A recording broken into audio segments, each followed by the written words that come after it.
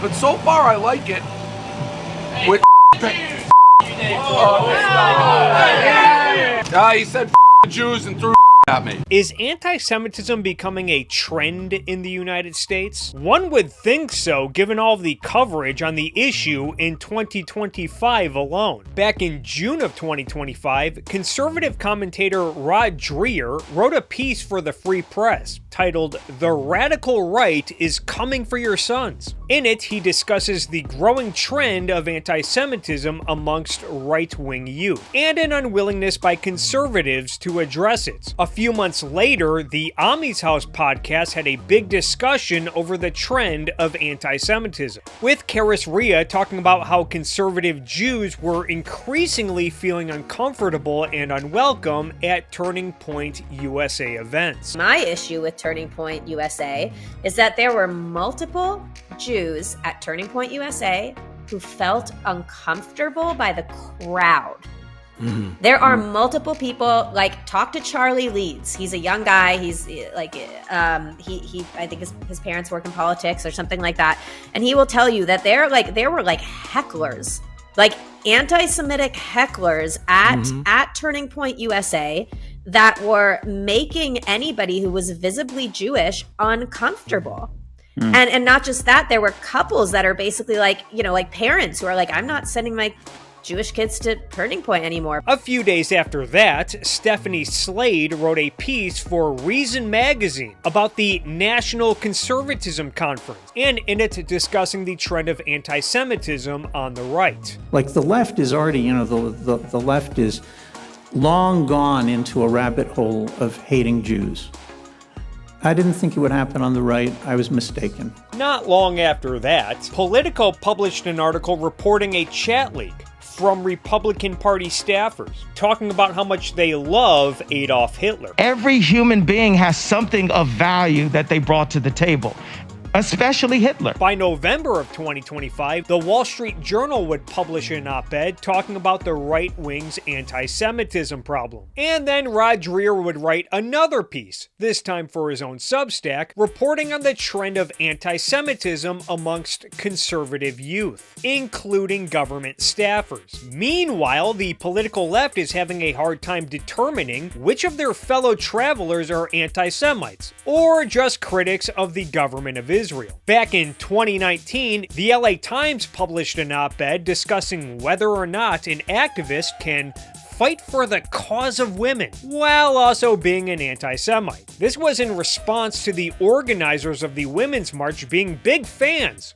of renowned anti-Semite Louis Farrakhan. The Jews were responsible for all of this filth and degenerate behavior that Hollywood is putting out, turning men into women and women into men. Then there's left-wing podcasts like The Leftovers falling apart due to one of the hosts, Hassan Piker, being a big fan of anti-Semitic terrorist organizations like Hezbollah and the Houthis and Hamas. Hamas is a bunch of psychopathic terrorists of the worst order, and nobody would be crazy enough to defend it.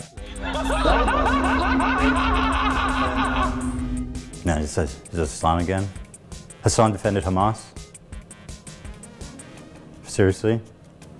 Okay. This has not stopped newspapers like the New York Times and Variety from publishing puff pieces about Hassan Piker, which is a continuation of an effort by many on the left to mainstream Hassan Piker, as many on the right and in the alternative media space seem very interested in mainstreaming Nicolas Fuentes. You think Hitler was very fucking cool?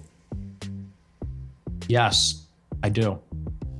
One of them. And I'm tired of pretending he's not. There's also the several cases of anti-Semitic violence over the last decade. We're talking multiple mass shootings, murders, threats, assaults, and cases of vandalism and harassment toward Jews. This could be a reason why high-profile Jewish political commentators like Barry Weiss and Ben Shapiro hire expensive security teams. There's also the occasional survey or study that shows increasing numbers of Americans having their doubts about the Holocaust and whether or not it happened. This is probably not helped by various podcasters with large followings also just asking questions about the Holocaust. Maybe such ignorance about the Holocaust can be chalked up to underperforming schools in America. Maybe this problem could be corrected by encouraging kids to go to college to learn more about history. Perhaps even a prestigious university, like say UCLA or Harvard or Columbia, where their campus might be overrun by anti-Semitic anti-Zionist mobs, making life difficult for students, particularly Jewish students. Antics that might be met with meek and weak responses from university leaders. Leaders of universities who are supposedly committed to fighting racism. After all, these peaceful protesters just want to stop the suffering in Gaza. They don't hate Jews or anything. Never mind some of the ominous slogans chanted at some of these rallies. Yes, we're all Hamas! The Islamic Republic of Iran has just sent tens of drones towards Israel. October 7th is proof that we are almost free. Long live October 7th. The chant "Death to Israel" has become the most logical chant shouted across the world today. So from the river to the sea, from the river to the sea, all our people will be free. All our people will be free. And the fact that you often see support for anti-Semitic militant groups and dictatorships like Hamas and Hezbollah and the Islamic Republic of Iran at these supposed liberation demonstrations. I started to wonder what all this fuss was about. What's with all this hostility toward Jews? It turns out if you merely scratch the surface, you'll find that there are various forms of anti-Semitism. There's even a history of anti-Semites arguing amongst each other over what exactly the right reasons are to treat Jews with suspicion. And there's a lot of people online who are fervently anti-Jew and are very anti-Semitic. And I know who these people are. And you know these people are. A lot of them.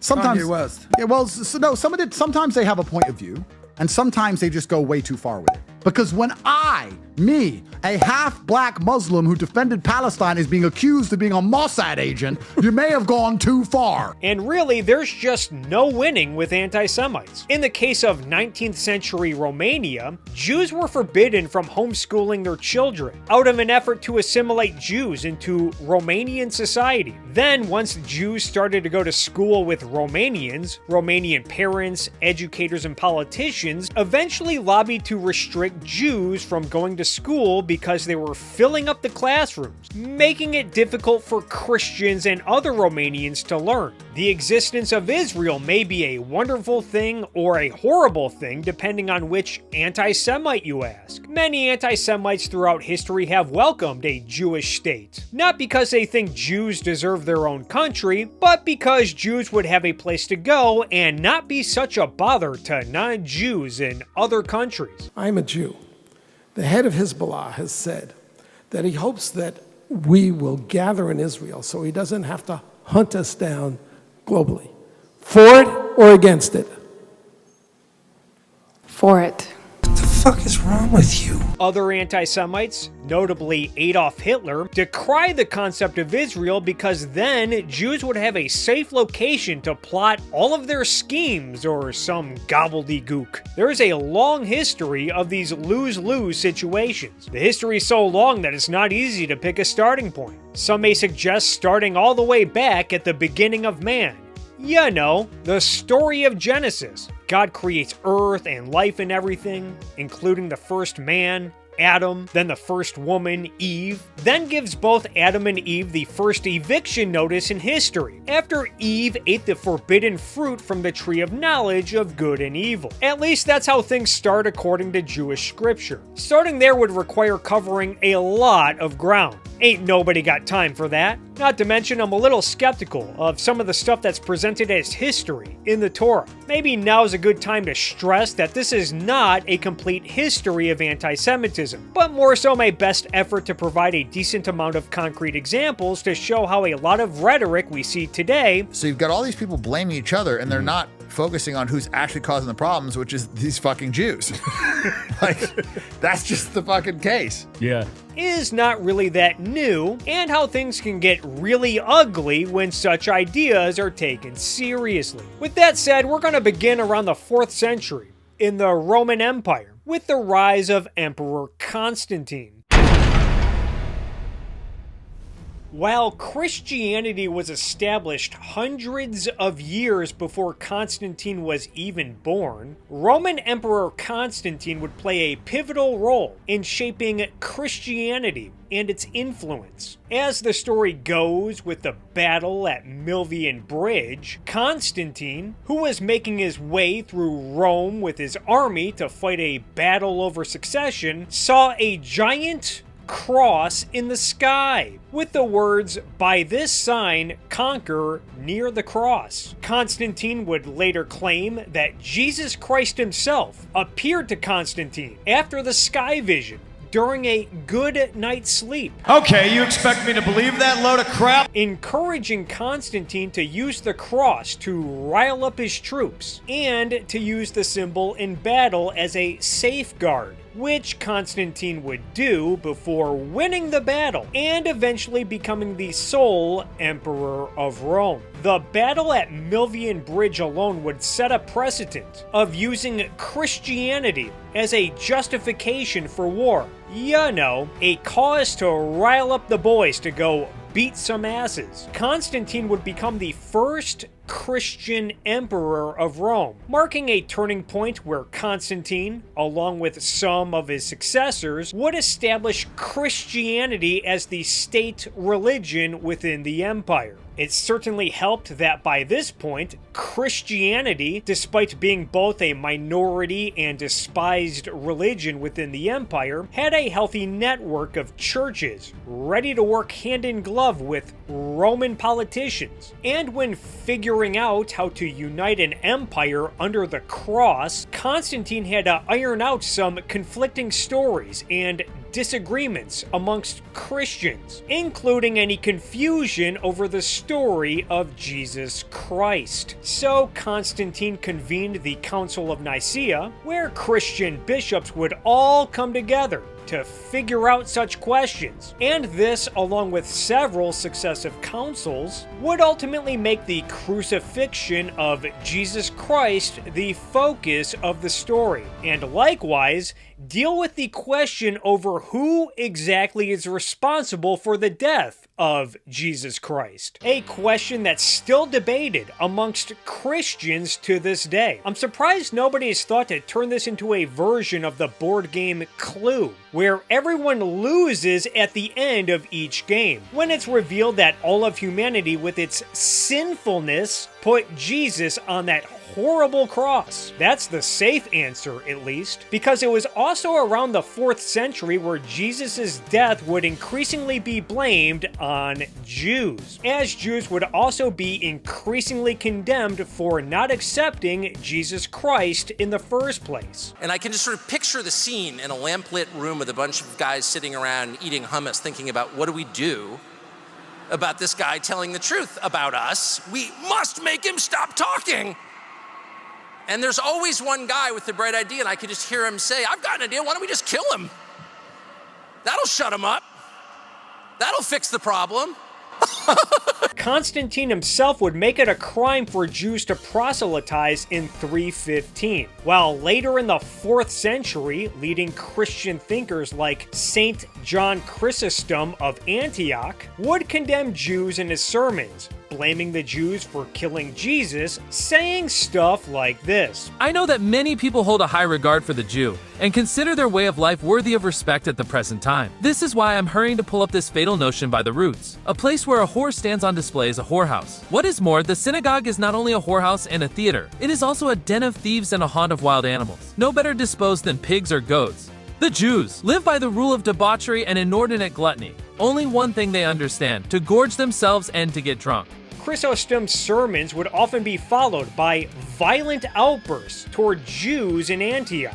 There was also Saint Ambrose, another major Christian thinker who held the Jews responsible for killing Jesus, saying stuff like this: "The most worthless of all men. They are lecherous, greedy, rapacious. They are perfidious murderers of Christ. They worship the devil. Their religion is a sickness. The Jews are the odious assassins of Christ, and for killing God there is no expiation possible, no indulgence or pardon. Christians may never cease vengeance, and the Jew must live in servitude forever. God always hated the Jews. It is essential that all Christians hate them." When Emperor Theodosius ordered an angry mob of Christians to rebuild a synagogue they burned down, St. Ambrose lobbied the emperor to change his mind. Then there was St. Augustine, whom, while having a negative attitude toward Jews, was emphatic about not treating Jews with violence, despite Augustine later coming around on the idea of imposing Christianity by force. Nonetheless, this conflicting attitude toward Jews would prove to be what James Carroll considered a double-edged sword, where Christian leaders and thinkers would preach against Jews and promote hatred of Jews before just stopping short when it came to violence and persecution. This would be a little like Ronald McDonald constantly telling people how amazing and delicious McDonald's cheeseburgers are before stressing to never eat at McDonald's. That does not make sense! By the early 400s, Jews would be expelled from Alexandria and lose their patriarchate over Palestine, as the Constantine reimagined form of Christianity would be established as a religion of brute force, before increasingly dominating much of Europe and ultimately turn Christians against Jews. Trends that would become much more profound by the time of the Crusades in 1096. To make a few hundred years of history short, during the 7th century in the Arabian Peninsula, some goofball named Muhammad claimed to be another messenger from the same God that spoke to Abraham, the same Abraham from Jewish and Christian scripture, and ultimately started a new religion called Islam, which would sweep the Middle East and North Africa before coming into conflict with the Christian world over the next few hundred years. By 1096, Pope Urban II would convince hundreds of thousands of Christians throughout Europe to drop whatever they were doing, to travel to the Holy Land of Jerusalem to take it back from the Muslims, promising the Christian warriors a reward in the afterlife by washing away their sins. And who could possibly say no to a deal like that? But the crusading Christians would not wait until they got to the Holy Land to start cracking skulls. While making their way to Jerusalem, the Crusaders traveled through the Rhineland, where they would encounter Jewish communities and then attempt to convert the Jews under the threat of death. Thousands of Jews would be slaughtered, as the Crusaders also destroyed Torah scrolls. The slaughtering of Jews would continue even after the Crusaders arrived at Jerusalem, where Jews would be rounded up into a synagogue and burned to death. Roughly 50 years later in England, the idea of blood libel, sometimes referred to as ritual murder, would be conceived for the first time, which is the notion that Jews like to replay the crucifixion of Jesus Christ by murdering a young Christian boy and then using his blood in rituals to mock the Eucharist. The first known case of this happened in Norwich, when a tanner's apprentice was found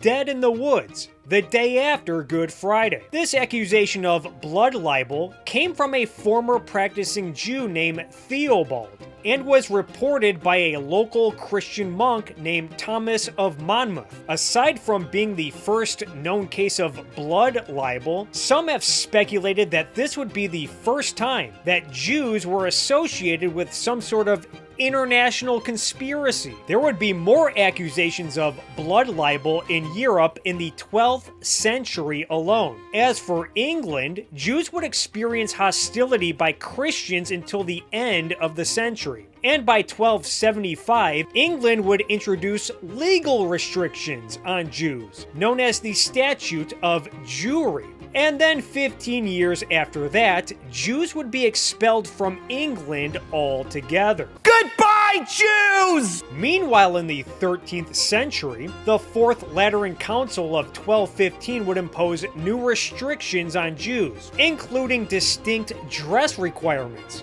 so that people could tell Jews apart from Christians, as Christian leaders around this time would come around on forcing Jews to convert to Christianity by law. When such efforts proved to be fruitless, Christian leaders took greater interest in the Talmud, the most sacred text for Jews behind the Torah, which would be blamed for Jewish resistance to conversion. Even in modern times, the Talmud is invoked as a means to just ask questions about the Jews. It would not take long for the Talmud to be declared blasphemous to Christianity, prompting King Louis IX of France to have his men track down tens of thousands of copies of the Talmud, resorting to breaking into Jewish homes and synagogues to retrieve copies before bringing all the copies to Paris for a grand book burning session. By 1394, Jews would be expelled from France altogether. Goodbye, Jews! Aloha, Myron. How are you? Shalom.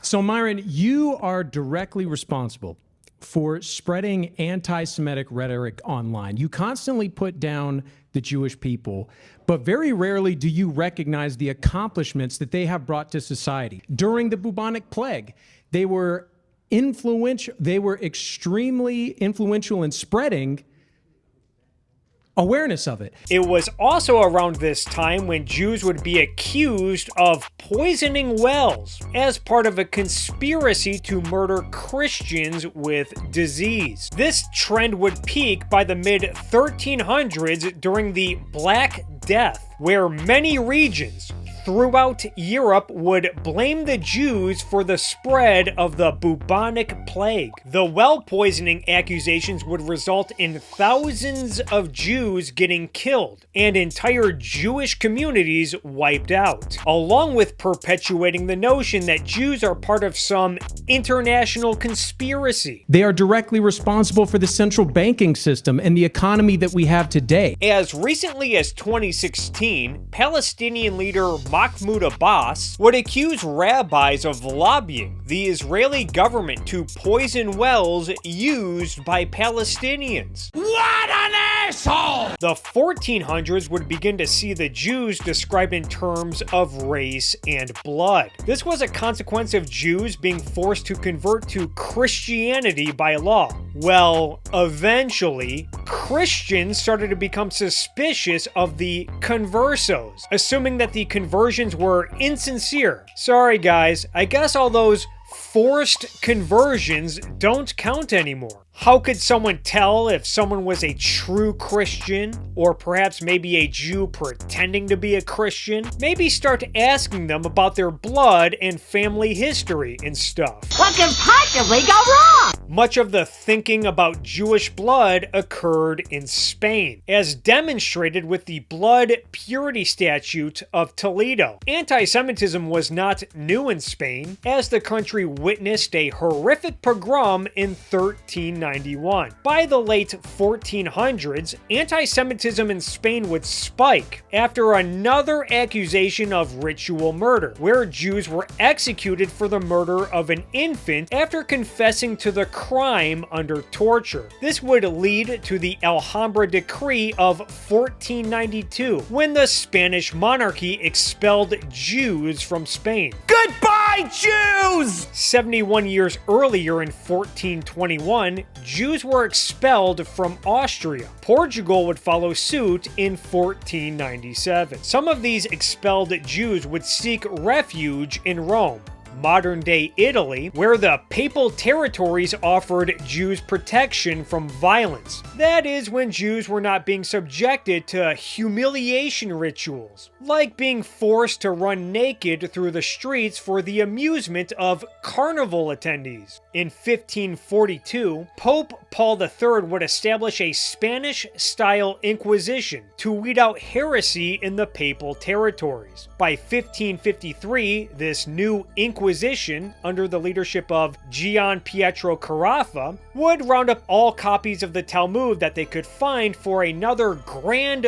book-burning session. By 1555, Carafa would succeed the Pope by becoming Pope Paul IV. Pope Paul IV would become remembered for forcing Jews in papal territories to reside in ghettos, while imposing a variety of restrictions on Jews, including banning Jews from owning real estate, banning Jews from Christian universities, banning Jews from hiring Christians, increasing taxes on Jews, and requiring Jews to wear special badges. In the ghettos, Jews would be forced to live in cramped areas, closed off by walls, with the gates locked at night. This was done to prevent Jews from infecting the Christian population. Elsewhere in Europe, William Shakespeare was writing plays like The Merchant of Venice, which depicted Jews as greedy moneylenders. And now might be a good time to talk about the classic trope of Jews being obsessed with stuff like money and banking and finance, a notion that comes with a variety of different explanations. One such explanation goes all the way back to the story of Jesus Christ, where Judas Iscariot, considered by some to symbolically represent Jews in the story, sold Jesus out for money. Others have said that Jewish scripture is much more tolerant of money lending at a profit than both Christian and Islamic scripture. There is also the various restrictions imposed on Jews in many countries throughout history. Legal restrictions, some of which have already been mentioned, prohibited Jews from engaging in various kinds of work and economic activity. Some common exceptions to these restrictions involve stuff like banking, finance, and currency exchange, especially when it came to what is now known as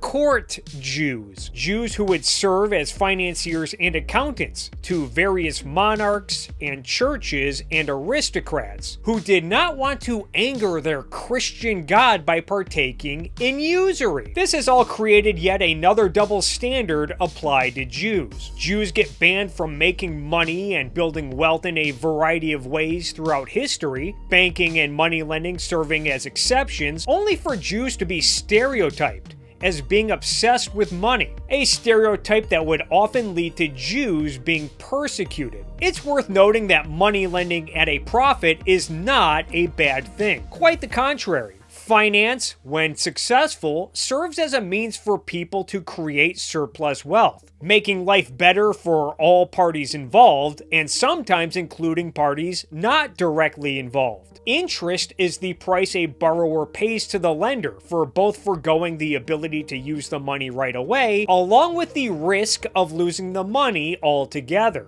Nobody has such qualms when people pay to borrow stuff like, say, movies. Like back in the day when rental stores like Blockbuster Video would take a $25 VHS tape or DVD and rent it out dozens, if not hundreds of times to several different people, making a massive profit on the VHS tape or DVD in the process. Not to mention additional charges like rewind fees and late fees. But expecting someone to pay a price for borrowing money, oh no, we can't have that, guys. It might anger the gods. Mike Rothschild takes it a step further to explain that Jews in general have been overrepresented in more intellectual and professional fields, which can partially be explained by Jewish families and communities making literacy and education a high priority, given the long history of Jewish academic centers and texts being destroyed. In other words, Jews get ostracized for the high crime of achievement. It's probably not a coincidence that cultures that embrace anti-Semitism are often poor, miserable, lack individual liberty, and overall have a disregard for human life. Which brings us to yet another lose-lose situation for Jews. When Jews are successful, particularly in more professional and intellectual fields, it's because they are obsessed with money and or they are part of some cabal that's up to no good. The term cabal derives from Kabbalah, which is another sacred Jewish text. On the other hand, if Jews are down, poor, and or persecuted, it's because they did something to deserve it. Like, the Jews don't want to take accountability. They don't. Yes.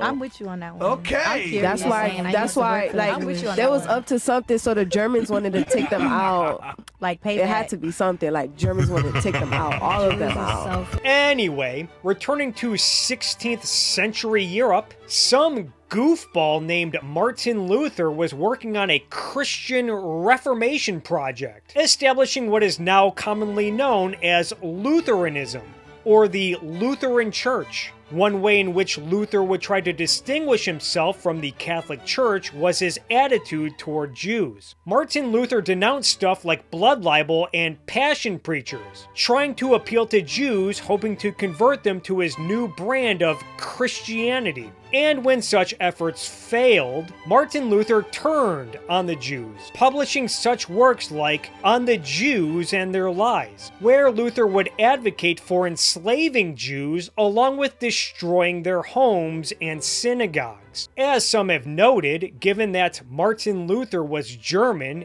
and did much of his work in what would become modern-day Germany, Luther's impact would be felt well into the 20th century, as the Nazis and many of their supporters in Germany were big fans of Martin Luther. The good news is that there was another prominent Christian reformer during this period, named John Calvin, whom James Carroll claims would have a positive impact on Jews, as Calvinism would help pave the way for stuff like individual liberty and modern-day capitalism, and the embrace of free enterprise along with it. Which brings us to the Enlightenment. Actually, you know what? We're just gonna fast forward through this part real quick. The Enlightenment. People started to come around on fun stuff like reason and science, and using such tools to make life better, and eventually political philosophers came around on fun stuff like individual liberty and private property and freedom of speech, and freedom of religion, and secular government, and all this fun stuff culminated in the creation of America. Not everyone was a fan of all this Enlightenment stuff, though. One notable example was the Catholic Church, whom during this period sensed that its power and influence was withering away, and responded by condemning ideas like individual liberty and freedom of religion and secular government. Ideas that the Catholic Church, along with other anti-Enlightenment figures, thought were being pushed by nefarious forces, notably the Freemasons and the Jews. During the first half of the 19th century, the ghettos in Rome were constantly being liberated and reinstalled. When the ghettos were not liberated, the people residing in them lived in absolute squalor, with one such report in 1837 describing a family of 6 living in a single room during a cholera outbreak, with the 4 children constantly having to relieve themselves of diarrhea in the one room that the family shared,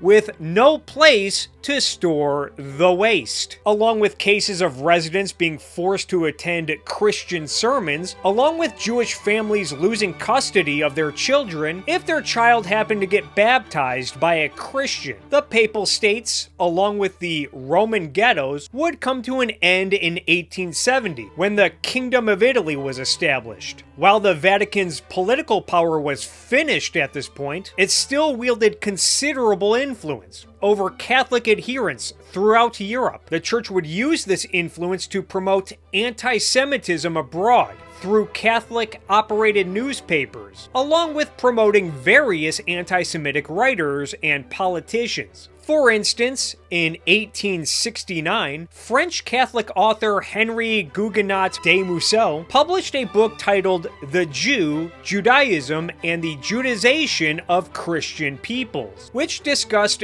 Jewish ritual murder, including the death of Father Tommaso in Damascus, which ended up being yet just another case of blood libel, in which Jews were persecuted after a monk went missing in Syria. The wonderful Pope Pius IX praised the book and its author. Father Giuseppe Araglia, writing for the Catholic newspaper Civiltà Cattolica in 1881, claimed that the Talmud commands Jews to kill Christians. This was despite the long history of popes denying that the Talmud prescribes ritual murder. Father Raphael Ballerini would write a series of articles called The Jewish Question in Europe in 1890 for Civiltà Cattolica, which would eventually be combined and published as a standalone book. Since Ballerini was opposed to murdering Jews, he settled for a return of the laws from the Middle Ages that imposed restrictions on Jews, applauding such efforts in Russia during this period. The Catholic newspapers, with the Vatican's blessing, including Civiltà Cattolica, along with L'Osservatore Romano, L'Osservatore Cattolico, and La Croix,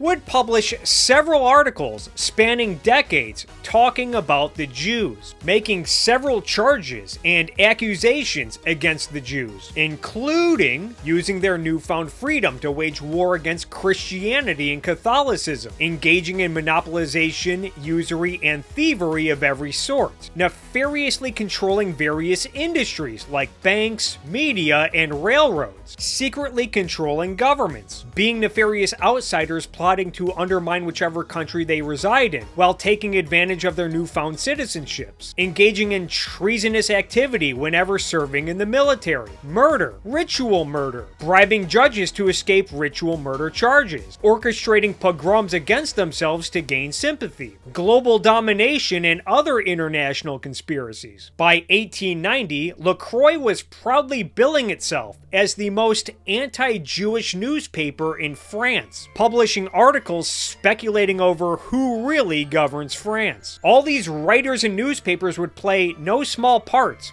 in fanning the flames of anti-Semitism when covering the Dreyfus Affair, which was a high-profile case starting in 1894 involving a Jewish French military officer wrongfully convicted of treason for selling military secrets to Germany because, you know, Jews are nefarious outsiders looking to undermine the countries they reside in, or some gobbledygook. And that's why I say it's detrimental, is that if Jewish people are Jewish first, not of, by, and for America, but of, by, and for the Jewish nation, this is problematic when they're in positions of power, because are they looking out for all of us, or are they looking out for themselves first? And when you look at the Israel policy, that's where people start to say, I think you're looking out for yourselves first. I think you're biased. Military officers would go as far to suppress evidence that confirmed Dreyfus's innocence after he was imprisoned. Alfred Dreyfus would be granted a new trial in 1899, in which Dreyfus was convicted again before being pardoned, and then finally exonerated by 1906. As the legal proceedings played out, riots broke out across France, with loud, angry mobs wishing death to Dreyfus and death to the Jews. The Dreyfus affair is well known to have had a profound impact on one Theodor Herzl, whom after the events would write the book The Jewish State, sparking the Zionist movement that would culminate in the creation of Israel by the 1940s. After all, this was all happening in France, perhaps considered at the time to be one of the more enlightened countries in Europe. Anti-Semitism was becoming a political trend in other European countries during this period, with some of these countries witnessing pogroms. One country well known for pogroms during this period was Russia, where in 1881, residents in Kiev and the surrounding areas would attack Jews as law enforcement and military officers stood by and watching angry mobs smash, burn, and loot buildings, with reports of non-consensual sex, and reports of Jewish children being dragged out of their homes and beaten to death. 1 year later in Balta, over 40 Jews would be murdered, along with more homes and businesses looted and destroyed in a 3-day pogrom. The Russian government, which at this point had imposed various restrictions on Jews, would respond to the pogroms by imposing more restrictions on Jews, all in the name of preventing future violence against Jews. In 1903, another pogrom would erupt in Kishinev, in response to yet another accusation of ritual murder, where Jewish homes, synagogues, and businesses were destroyed and raided by angry residents. This time, law enforcement actually did something. They encouraged and partook in the looting. Nearly 50 Jews were brutally murdered, with a report of one individual thrown from a tram and then beaten to death. Over 600 pogroms would occur in 1905. The accusation of ritual murder in Kishinev was claimed and amplified by a regional newspaper that had long published articles hostile to Jews. One of the writers for this newspaper was a journalist named Pavel Khrushchevin, the same journalist that first published the Protocols of the Elders of Zion. For those who are unaware of the Protocols of the Elders of Zion, the Protocols of the Elders of Zion is a roughly 80-page document that is presented as notes from a secret meeting held by Jewish leaders, including Theodor Herzl, in late 19th century Switzerland.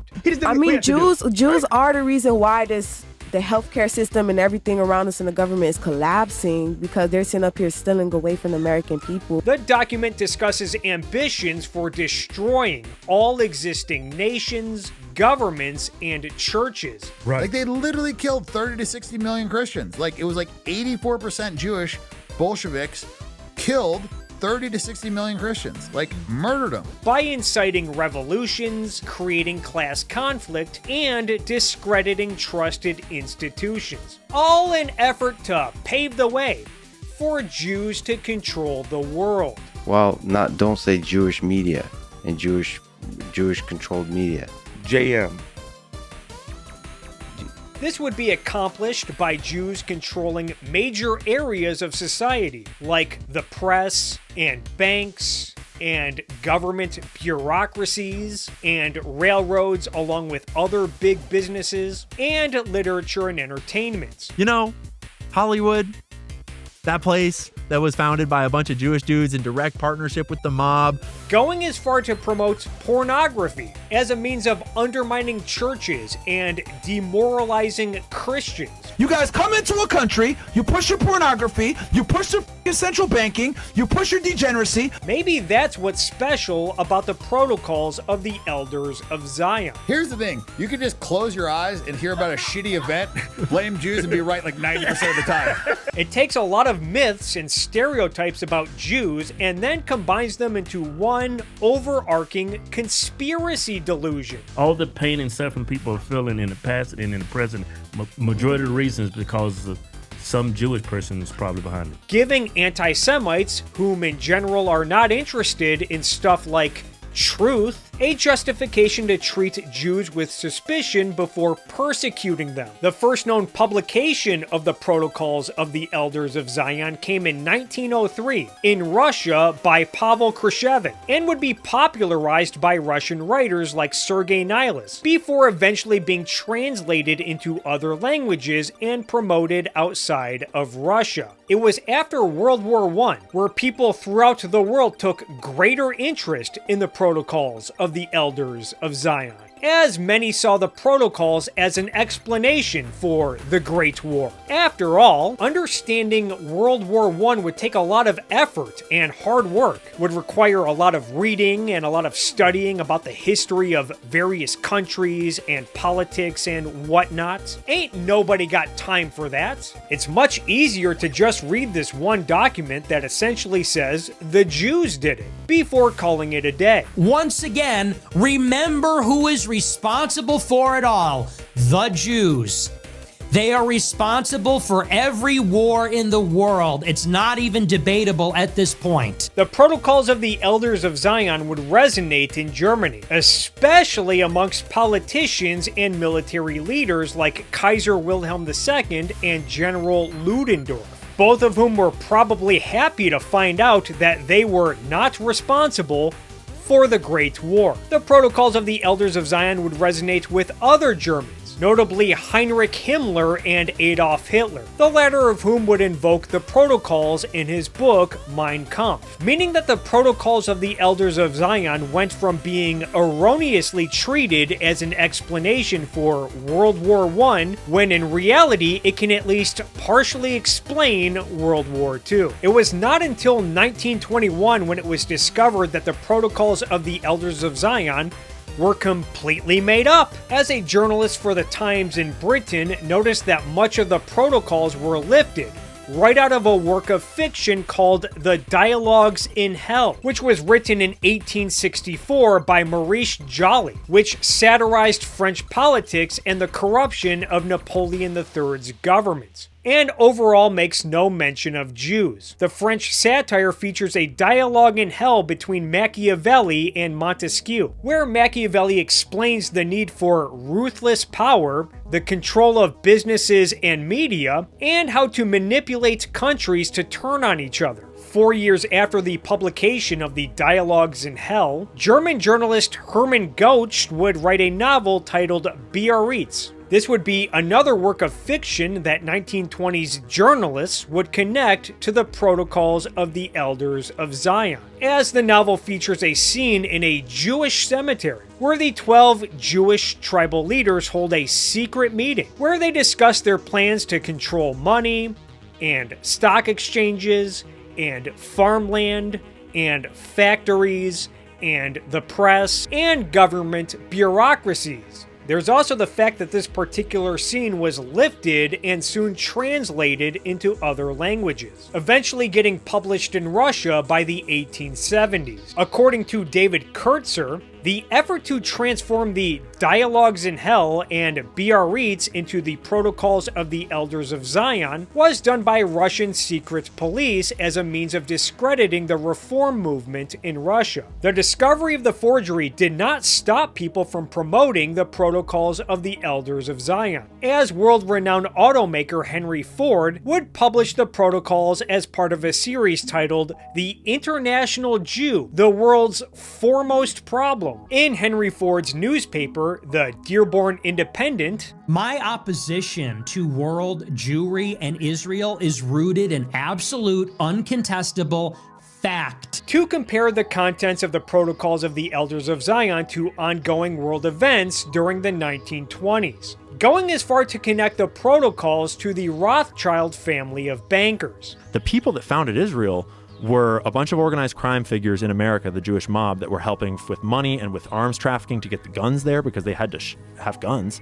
And it was the Rothschild banking family sending a whole bunch of money and getting the declaration in the first place. Not far from Dearborn, Michigan was popular Catholic priest and radio show host Father Charles Coughlin, whose show attracted tens of millions of listeners, who might hear Father Coughlin occasionally discuss the protocols of the Elders of Zion as if the document was not completely made up. Even long after World War II and the Holocaust, the myth of the protocols would live on. According to Douglas Murray, the protocols of the Elders of Zion can be found for sale these days in countries like Egypt. By 1987, Hamas, an Islamic paramilitary group that's an offshoot of the Muslim Brotherhood, would cite the protocols of the Elders of Zion in their covenant. The same Hamas that would get elected to govern the Gaza Strip in 2006, impose an Islamic theocracy on the 2 million people living there before waging war against Israel, which included the October 7th, 2023 massacre. There's a dark irony in the fact that Theodor Herzl started the Zionist movement in response to an uproar of anti-Semitism during the Dreyfus Affair, a Zionist movement that would ultimately lead to the creation of Israel. only for Herzl to be lumped in with some conspiracy delusion just a few years after the Dreyfus Affair. A conspiracy delusion that would be used by anti-Semites as a justification to wage war against Israel. Returning to early 20th century Russia, by the end of World War I, the country, along with many of its pre-war territories, were in a state of turmoil, paving the way for further pogroms. Particularly in what would eventually become Ukraine, tens of thousands of Jews would die over a 2-year period, suffering through 1,500 pogroms. Pogroms that would be initiated by all sides of the Russian Civil War, including the Bolsheviks and the White Army, but most notably Ukrainian nationalists. One pogrom came in February of 1919 in Proskurov, when over 1,600 Jews were murdered in a matter of hours, with reports of Ukrainian Republican Army Cossacks raiding Jewish homes with swords and bayonets, cutting and stabbing any Jew they could find, while tossing grenades into cellars where Jews tried to hide. During and after the pogroms, Jews, including anti-Bolshevik Jews, were often accused of being part of a Bolshevik plot, with Jews also being accused by Bolsheviks of serving the bourgeoisie and financial speculators. Meanwhile, over in what would eventually become Poland, residents were rejoicing over the prospect of their own country independent from Russia. Jews in Poland were initially excited over Polish independence because, you know, Jews were not treated so kindly in Russia. Such excitement did not last long, as Poles decided that their new country needed to be for Poles and not Jews. Jews in various cities throughout Poland would be met with violence. One such city would be Lviv in the fall of 1918, where dozens of Jews were murdered, hundreds more injured, thousands more robbed and looted, along with homes and synagogues burned to the ground at the hands of Polish soldiers, militiamen, and civilians. Some Jews were even locked inside of their homes to be burned alive. When the pogroms were reported abroad, one such left-wing newspaper in Austria victim blamed the Jews, accusing Jews of war profiteering and exploiting the poor and working class Poles. Anti-Semitism in Poland would continue until World War II, as reflected by racial and religious quotas at universities. When Adolf Hitler was coming to power in Germany in 1933, one Polish newspaper writer in one breath acknowledged that Hitler was a threat to Poland, and in another breath said that Adolf Hitler was correct about Jews. Two particular Polish journalists during this period who lobbied for the expulsion of Jews would themselves be sent to Nazi concentration camps by the early 1940s. Meanwhile, over in Romania, by the 20th century, anti-Semitism was becoming hip with the youth, as college students began to harass Jewish students, with stories of Romanian students burning Jewish magazine offices and rioting on college campuses in Bucharest. Gee, where have we seen this kind of stuff before? Yes, we're all Hamas!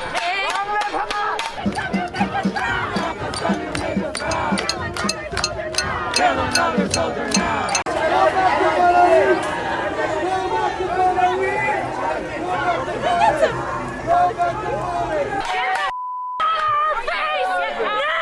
By World War II, Romanian politicians, inspired by Hitler and the Nazis, would impose legal restrictions on Jews while nationalizing Jewish-owned businesses and property. Over in Hungary, in 1934, the country would elect Gyula Gombos as prime minister, who founded the Party of Racial Defense and co-organized the International Congress of Anti-Semites in Budapest. Gombos' successor, Kalman Duranyi, would focus his attention at making Hungary a more equitable country by reducing the rights of Jews. The Hungarian parliament passed laws that targeted Jews. One such law would give the government the authority to eventually aid the Nazis in rounding up Jews to send to concentration camps. Over in Greece, by the early 20th century, anti-Semitism became increasingly trendy amongst Greek politicians, as the country would impose business regulations targeted at Jews. Anti-Semitism was not exactly new in Greece. In 1891, over 20 Jews were murdered in pogroms in the city of Corfu after accusations of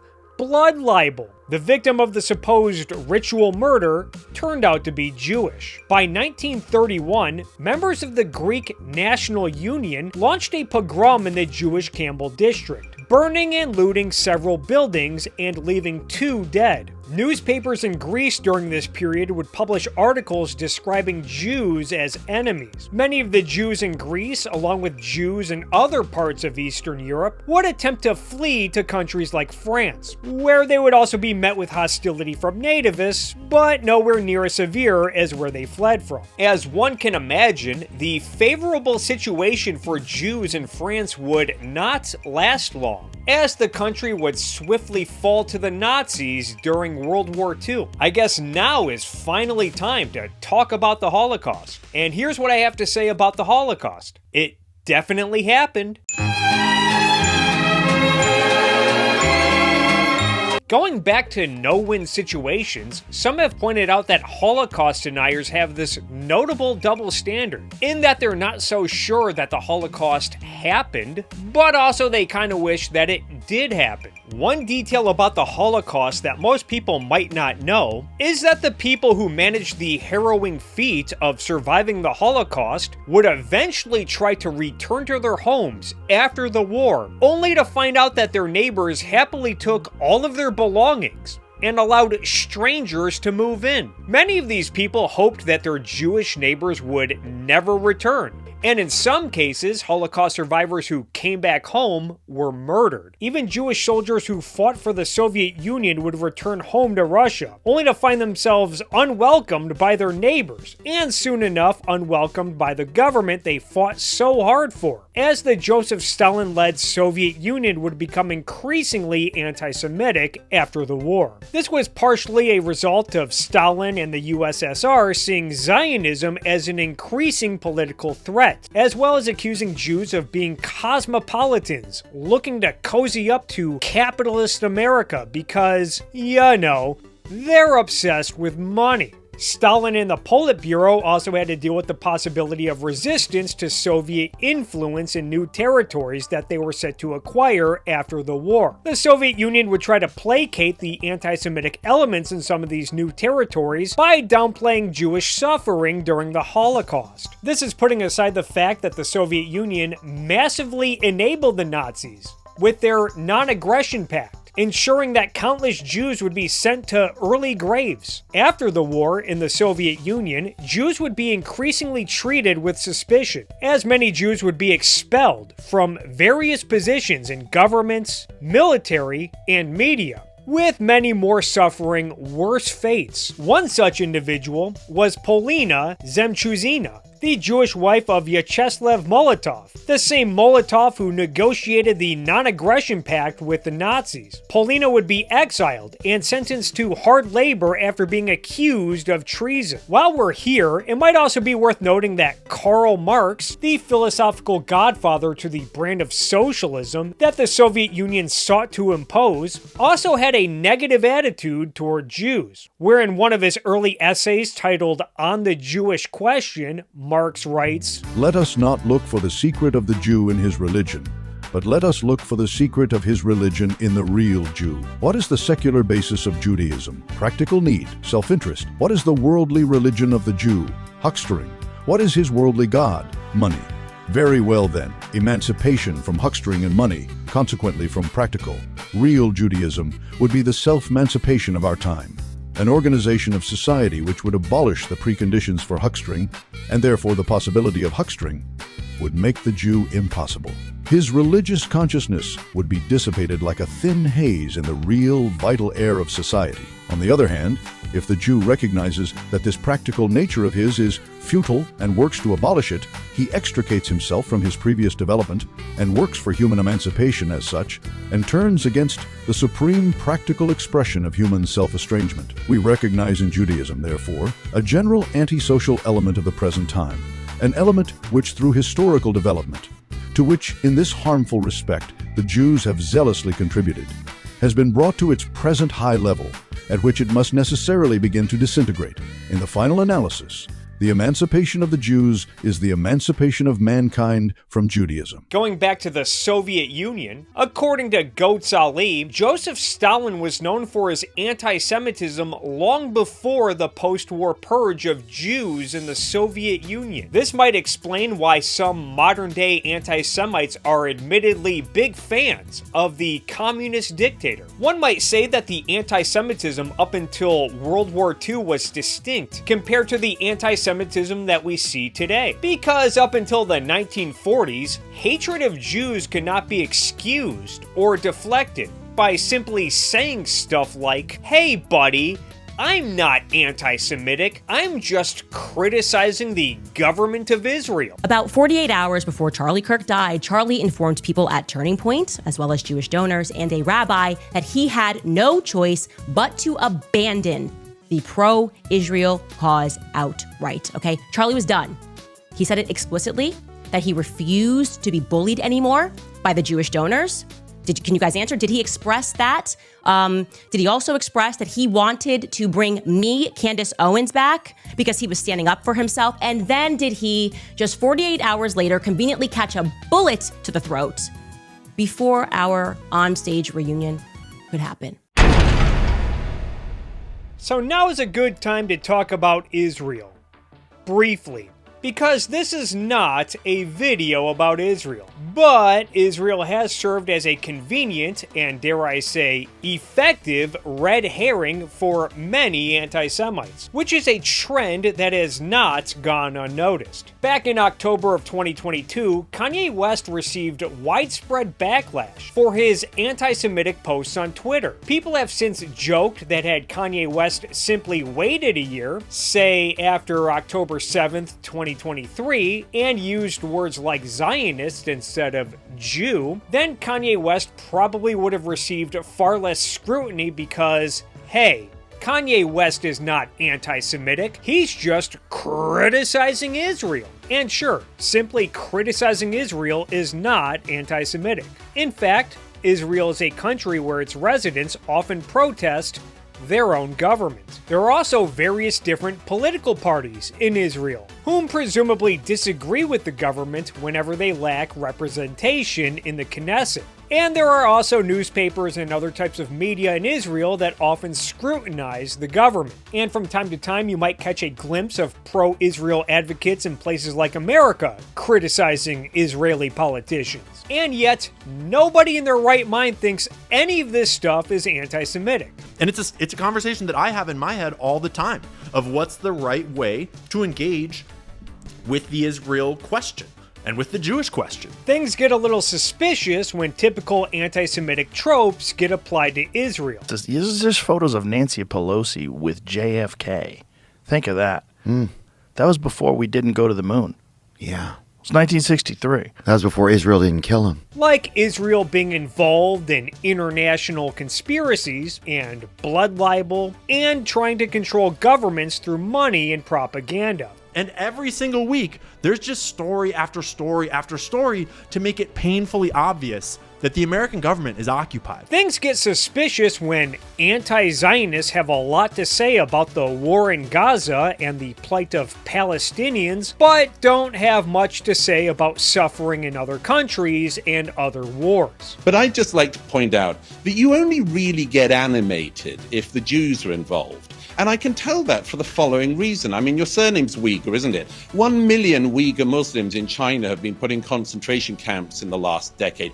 And people of your ilk never really care about that, do you? Because it's not the Jews doing it, it's the Chinese Communist Party. At the moment, 1 million people who are in Pakistan at the moment, who are your fellow Muslims and who happen to be Afghan, and I don't think you care about them, do you? 1 million Afghans are currently being forcibly deported from Pakistan to Afghanistan. You don't care about that. You're not riled up about that. Things get a little suspicious when anti-Zionists laser focus on Israel's influence on U.S. politics. And the details are just over and over and over again about them targeting Christians with Jewish propaganda. And have little to nothing to say about countries like Qatar and Russia and communist China and Venezuela and their efforts to shape politics through lobbying and propaganda. Hezbollah is a paramilitary organization. Do we like them or no?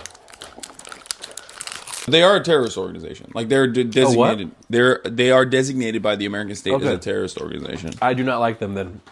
Well, like I like what you like.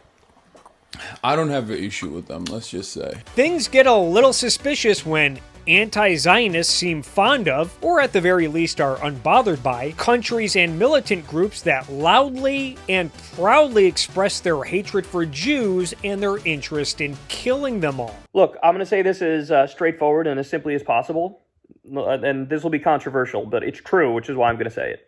The Houthis are correct.